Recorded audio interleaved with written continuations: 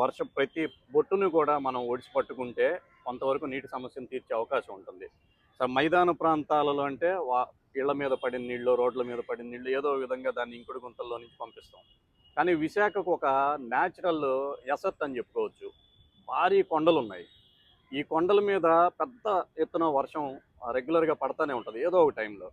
కానీ ఈ నీటిని మనం గ్రౌండ్‌లోకి పంపించేటట్లు చేయగలిగితే చాలా వరకు కూడా సమస్య తీరిద్దని నిపుణులు అంటున్నారు.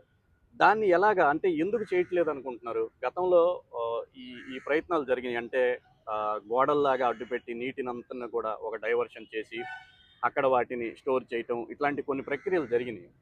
వీటి వల్ల ఎంతవరకు ఉపయోగం ఉంటుంది చేస్తే?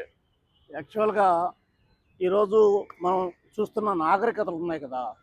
ఈ నాగరికతలలో ఉన్న వాళ్ళందరికీ కూడా పర్యావరణం, ప్రకృతి వనరుల పట్ల ఏమాత్రం ప్రేమ ఉండదు.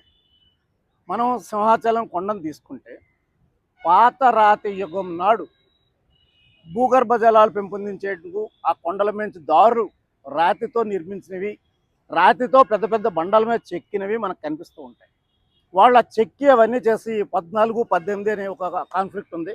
బట్ మేము గతంలో లెక్కేసినప్పుడు 18 వాగులు సింహాచలం కొండ మీద నుంచి వస్తూ ఉంటాయి. మీకు ఇప్పటికే ఐడియా ఉంటుంది. అది మాధవధార, సీతమ్మధార ఇలాగా చుట్టూతా ఉన్నాయి దారులు. చాలా జలధారలు ఆ 18 దారాలని మనం సఫిషియెంట్గా పట్టుకొని భూగర్భంలోకి పెంపొందించగలిగితే చాలా బాగుంటుంది. కానీ ఇక్కడ ఏమవుతుంది అంటే ఆ దారాలను వచ్చే ప్రాంతాలను అంతా ఆక్రమించేసి, ఆక్రమణతో నింపేసి, ఆ దార దగ్గర వరకు కూడా కాంక్రీట్ చేసేసి ఏమాత్రం ముందుకెళ్ళే దారి లేకుండా చేసేసారు. మీకు మాధవధార కనిపిస్తుంది, సీతమ్మధార కనిపిస్తుంది, చుట్టూ ఉన్న అన్ని దారులు కనిపిస్తాయి.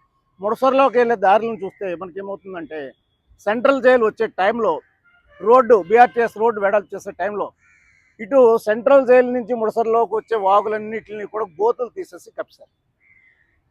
అవతల సైడ్ ఏం జరిగింది అంటే కంబాలకొండ సైడ్ నుంచి వచ్చే వాగులకి పూర్తిగా డెబ్రీస్ వేసేసి మూసేశారు. ఏదైతే దబ్బందా ప్రాంతం నుంచి వచ్చే వాగు ఉందో ఆ వాగుల కాడికి వస్తే అన్ని కాలనీలు, సెంట్రల్ జైలు, తర్వాత ఈ గురుకుల పాఠశాల ఎన్నిటి తాలూకా వ్యర్థపు జలాలు ఆ దారిలోంచి వచ్చేస్తున్నాయి. దాని మీద ముడసర్లో ప్రాంతంలో వస్తున్న అన్నింటికి ఆపి ఫిల్టరేషన్ వెళ్ళని ఏర్పాటు చేసి జీవీఎంసీ కొంత ప్రయత్నం చేసింది.